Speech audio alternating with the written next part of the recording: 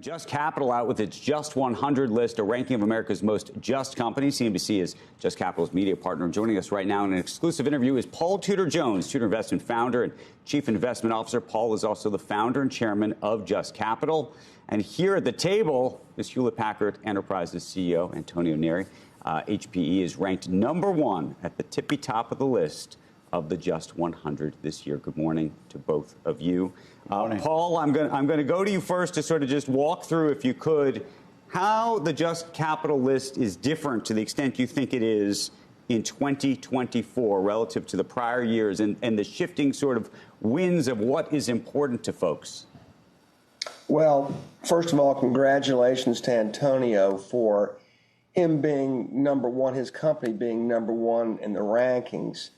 And I would say that this year, it's not a huge shift in terms of how the rankings played out. It's more of a glacial move. Clearly the #1 issue for Americans, and it's doubled since 2010. The #1 issues, according to Americans, is all worker-related issues. And right at the top is, and with 18% of our whole ranking, is pays a fair and living wage.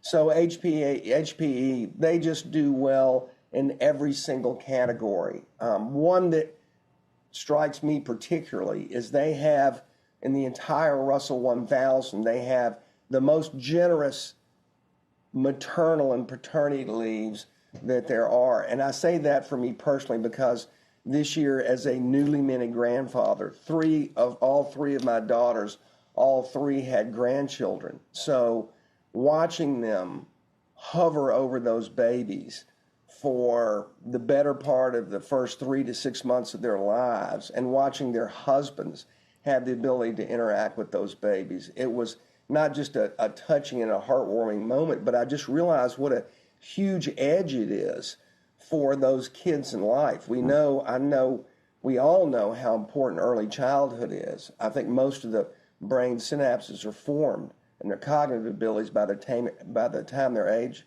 5. So yes, that to me, at least as far as HPE went, particularly struck a beautiful spot because I just see it real time with my daughters and their husbands. Right. Antonio, let me ask you this. We are at a moment where there's been a lot of layoffs in the tech industry. A lot of folks even looked, I think, at what Meta did in terms of really sort of culling things and actually, by the way, maybe getting even some mojo as a result of that. People looked at what Elon Musk did with Twitter, and there's a real sort of sense of maybe being ruthless is being good. Yeah. You are not that. And so I'm curious how you juxtapose these two ideas right now. Yeah. Well, first of all, we are maniacal focus on driving operational efficiency and operating leverage for our shareholders. But at the end, I think about our people, our greatest assets, and ultimately they are the ones that deliver the value to our shareholders. So first of all, I want to thank Paul and the Just Capital for this amazing recognition.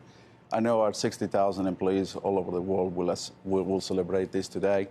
But ultimately, we are doubling down on our workforce. As a CEO and an engineer, I always said we compete with the best people, the best talent, which obviously is very stiff out there to attract the talent, and the best technology. So for us, it's doubling down, reskilling, give people the opportunity to grow in their career, to learn, and also implement new programs. In fact, I grew up as an apprentice in my life, and so we believe in those type of programs to reskill and grow from there. So here's the question: if things got tight, right?